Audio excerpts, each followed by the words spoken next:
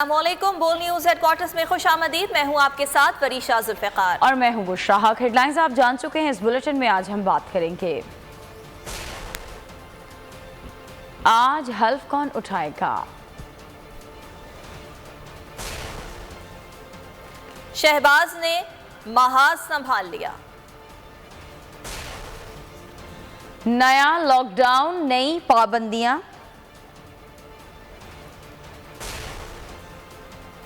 और जंगबंदी का सहरा पाकिस्तान के सर। और सबसे पहले बात चौधरी निसार अली खान की, जो कि आज तकरीबन 3 साल बाद हल्फ उठाने का जिन्होंने फैसला किया है और आज पंजाब असम्बली में वो हल्फ उठाएंगे।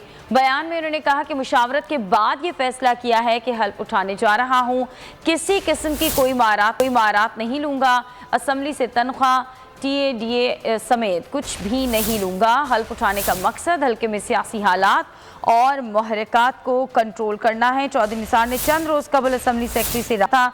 वजारत कानून के ज़राए ये कहते हैं कि कानून में हल्फ उठाने के लिए दौरानिये के हवाले से कोई वजाहत मौजूद नहीं है।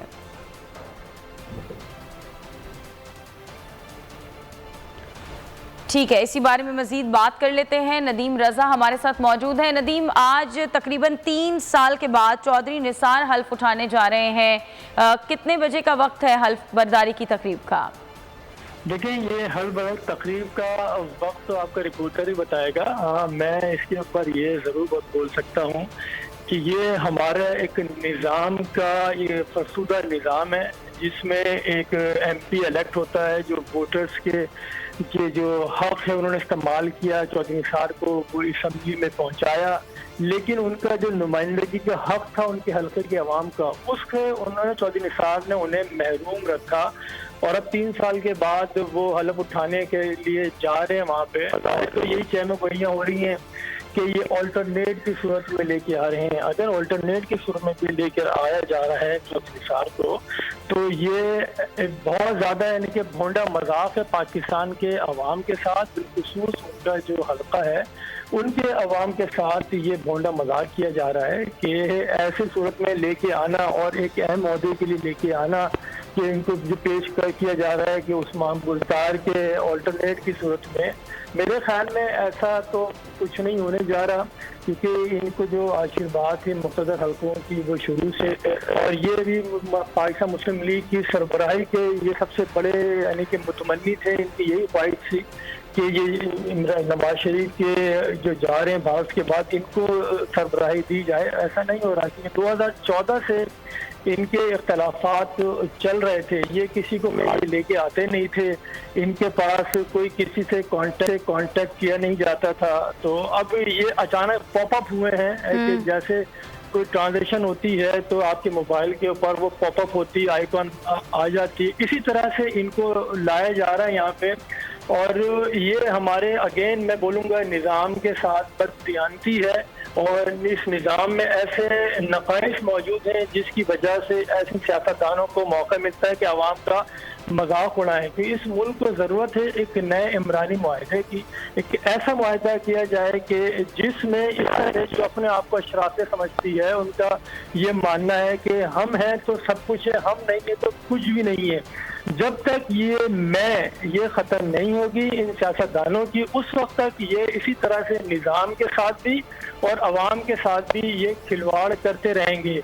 और अब जिस तरह से शहबाज शरीफ बाहर आए थे, उसके बाद इनको लेके आना, तो एक ये मूव चलाई जा रही है। मैं ही समझता हूँ ये आई वॉश के सिवा कुछ भी नहीं होगा। जो असल मसाइल हैं उनसे तवज्जो हटाने के लिए इस तरह के हरबे इस्तेमाल किए जाते हैं, और एक ये भी इनको पिटारी से निकाला गया है, गाने के लिए बाहर लाया जा रहा चौधरी निसार को, और उसके बाद मकसद पूरा हो जाएगा, ये भी टाएं और ये फिश हो जाएंगे। तो बज़ाहिर ऐसा कुछ भी नहीं है कि इस निज़ाम में कोई तब्दीली आ रही है या इस पंजाब असम्बली में कुछ होने जा रहा है कि इनको लेके आ रहे हैं। अगर 1% भी अगर इम्कान है, जिस तरह से आपको सवाल था कि इनको जलाया जा रहा है, अगर होता है तो ये मुल्क के अवाम के साथ संगीन मजाक होगा ये, और फिर आपको किसी किस्म की भी इस निज़ाम से बेहतरी की तवक्को करना। ठीक है सर, बहुत शुक्रिया सर आपके वक्त का। और पीडीएम को दोबारा जोड़ने का मिशन शहबाज शरीफ ने महाज संभाल लिया। ऑपोजिशन के सरगर्म होने की उम्मीदें रोशन हो गई। मुस्लिम लीग नून के सदर शहबाज शरीफ के राब्ते पर पीपल्स पार्टी मान गई है। पीपी का वफ़द पीडीएम रहनुमाओं के साथ शहबाज शरीफ के इशाइये में शिरकत करेगा। पीपल्स पार्टी के वफ़द की सरबराही यूसुफ रजा गिलानी करेंगे। राजा परवेज अशरफ, कमर जमान कायरा, शहरी रहमान वफ़द में शामिल होंगे।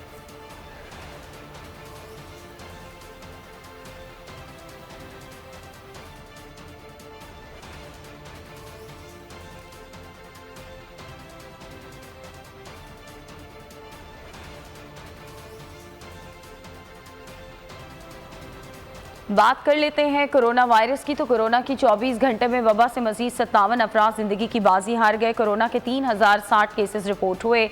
एनसीओसी के अदाद-ओ-शुमार के मुताबिक वबा से अबाद 20,308 तक पहुंच गई। 24 घंटे में 58,670 टेस्ट किए गए। मुस्बत केसेस की शरह 5.21% रही। कोरोना केसेस के हवाले से बात कर रहे हैं कि कोरोना केसेस में मुसलसल इजाफा होता चला जा रहा है। 24 घंटे में इस वबा से मजीद 57 अफराद ज़िंदगी की बाजी हार गए। कोरोना केसेस में इजाफे के हवाले से आपको अपडेट कर रहे हैं।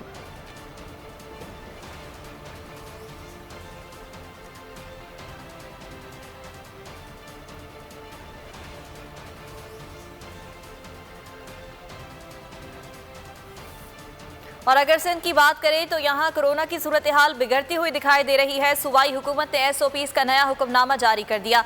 वजीर आला मुराद अली शाह कहते हैं कि कोरोना तेजी से फैल रहा है, पाबंदियों में नरमी का सोच भी नहीं सकते।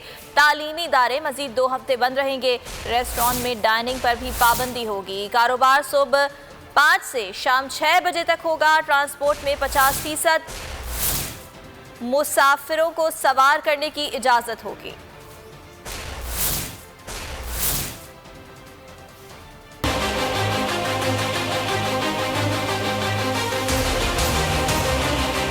सिंध में कोरोना की तशवीशनाक सूरत हाल। सूबाई हुकूमत का पाबंदियां मजीद सख्त करने का ऐलान। कोरोना SOPs से मुतालिक नया हुक्मनामा जारी कर दिया। वज़ीर आला सिंध मुराद अली शाह कहते हैं, हमारे मशवरे नहीं माने गए। कोरोना तेजी से फैल रहा है, पाबंदियों में नरमी का सोच भी नहीं सकते। स्कूल्स और कॉलेजेस, सईद गनी साहब बैठे हैं, बिल्कुल बंद है। किंडरगार्टन से लेके, नर्सरी से लेके और यूनिवर्सिटी तक बिल्कुल total through out the province बंद है। ये मुत्तफ़िका फैसला था सबका कि जी हमने थोड़ी सी सख्ती और करनी है। रिलैक्सेशन की तो बात ही नहीं, और कब हम रिलैक्स करेंगे ये भी हम नहीं कह सकते। कि अगर लोगों ने SOPs को फॉलो किया तो बहुत जल्द बेहतरी की तरफ हम जाएंगे। सिंध में स्कूल्स, कॉलेजेस, यूनिवर्सिटीज मजीद 2 हफ्ते बंद रहेंगी। दफातर में 50% हाजिरी होगी। कारोबार सुबह 5 बजे से शाम 6 बजे तक किया जाएगा। जुमे और इतवार को कारोबार बंद रहेगा। रेस्टोरेंट्स में इंडोर और आउटडोर डाइनिंग पर पाबंदी आयद रहेगी। ब्यूटी पार्लर, सिनेमा, थिएटर और मज़ारात भी नहीं खुलेंगे। शादी हॉल्स, पार्क्स और गेमिंग जोन बंद रहेंगे। इंटरसिटी और बैनुल सूबाई ट्रांसपोर्ट में 50% मुसाफिरों को सवार करने की इजाजत होगी। हॉटस्पॉट इलाकों में SOPs पर सख्ती से अमल दरामद करना होगा।